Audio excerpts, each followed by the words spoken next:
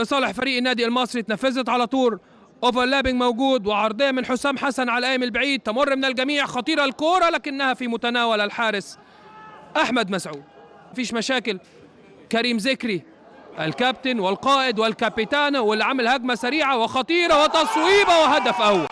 تصويبه وهدف اول. كريم ذكري يضع بينيه ابو تمريره بينيه من كريم ذكري، ادي البينيه مرت من الديفنس بشكل غريب، الراجل توقع بشكل ممتاز، استلم وفات ووسع وبص وصوب واحرز وتقدم المصري.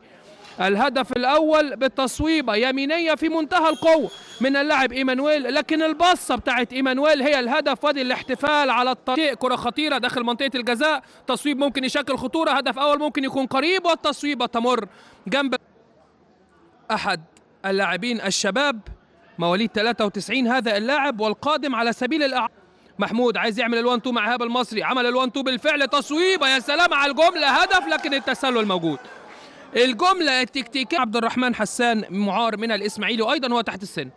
تصويبه موجوده لكنها في متناول الشناوي، وفي تشتيته يساريه كده من عبد العزيز، السرعات في اتجاه ايمانويل، السرعات كلها من نصيب ايمانويل، لكن المره دي قام اوفرلابنج موجود في الجهه اليمنى، عرضيه جميله على الارض، خطيره الكوره، استلام مع تغيير الاتجاه، هدف اول قريب، مش ممكن الكوره اللي فاتت. حرك الامام حضراتكم الكابتن والقائد والكابيتان بعرضيه جميله، استلام مع تغيير الاتجاه من الشاب المعار من بتروجيت، اللاعب غير الايمن للنادي المصري، عدل بالقدم اليمنى ولعب عرضيه باليسرى، خطيره الكوره لكن الديفنس والتغطيه العكسيه ممتازه من محمود مبارك. الكره اللي فاتت دالاس ادى الادفانتج بشكل ممتاز، هجمه مرتده سريعه للتليفونات، خطير جدا الولد دون، لعيب ممتاز، هيخرج خارج الخطوط، اللاعب اللي واخد مرونه حركيه في فريق النادي المصري، كروس اوفر جميل داخل منطقه الجزاء، يفوتها اسلام، تسلل موجود ولا مش موجود؟ الرايه مش محمد اشرف اللي استلم بيمين، وادي اشرف تاني، بقول لكم خطير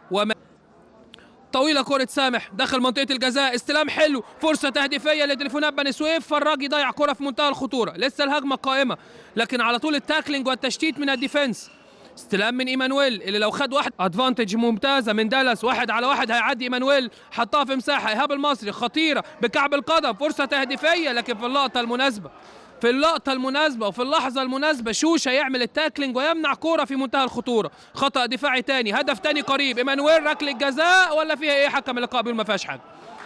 حكم تمريره مره تانيه، عاشور الادهم اوفرلابنج في مساحه في اتجاه عبد العزيز، عرضيه ارضيه، ايمانويل عايز يستلم مع الدوران لكن يقراها منه شوشه في اللقطه اللي فاتت ويطلع الادهم، تمر الكرة في اتجاه شاكر، يا سلام يا سلام على التمريرة الجميلة في مساحة، عرضية هتشكل خطورة، العرضية تشكل خطورة لكن تغطية دفاعية من إسلام، والتصويبة من شاكر متولي مدير إداري، والكابتن عادل رياض إداري، كابتن أشرف محمد شؤون لاعبين، والكابتن علاء عبد النبي إصابات.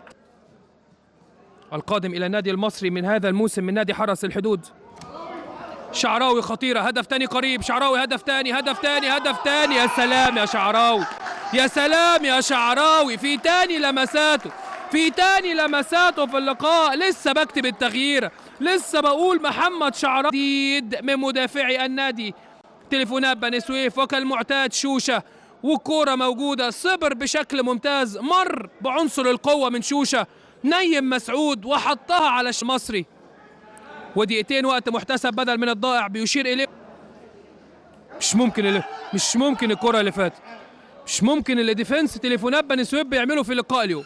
إذن هي صافرة النهاية لأحداث الشوط الأول، يطلقها محمد، كرة تمر للديفنس،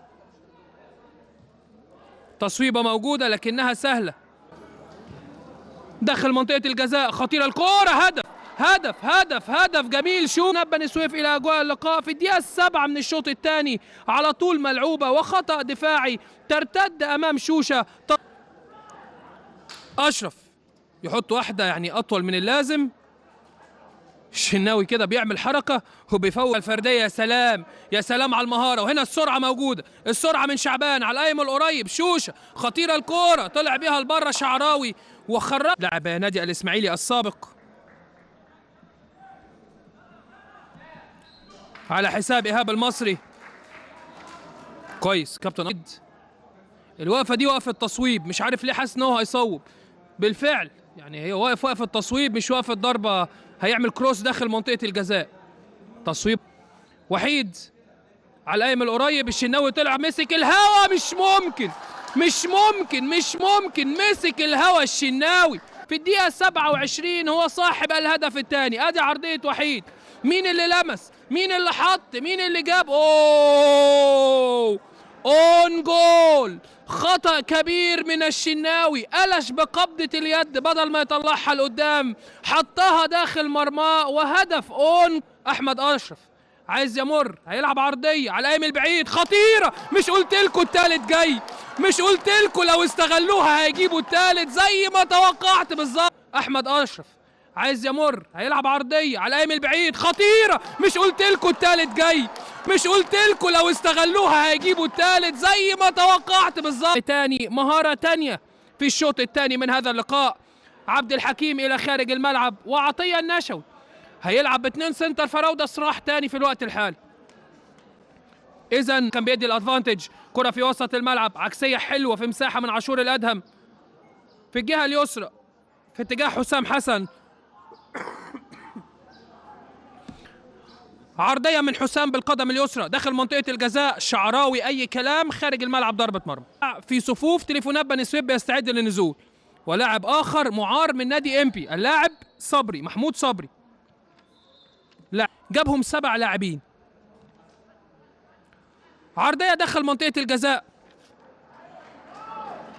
يعني حتى على الجانب الاخر ادي الكره العرضيه ومسعود طلع من اعلى نقطه مسك كورته. 7 نقاط. هداف الفريق هو لاعب وائل فراج عنده 3 اهداف. تصويبه سهله جدا، اصطدمت وخرج بالقدم اليمنى حسام حسن على القايم القريب، تشتيت من الديفنس، فرصه تهديفيه، بقول لكم فرصه تهديفيه وعاشور الادهم. خالص مباراة على الطريقة الإنجليزية، على طريقة الدوريات الأوروبية. عرضية جميلة من حسام، خطأ في التشتيت من الديفنس، عاشور مش متراقب، وعاشور ملعب بيسيطر عليها بشكل كويس. عرضية خطيرة، هل يفعلها؟ شعراوي رأسية تمر جنب القائم الأيمن خارج الخطوط إلى ضربة مرمى لصالح فريق تليفونات بني سويف. ساخن ومباراة عامرة بالمتعة والحماس القناة في المركز الثامن ب11 نقطة، والتليفونات بني سويف للنقطة رقم 8. أعزائي المشاهدين سعدت بكم.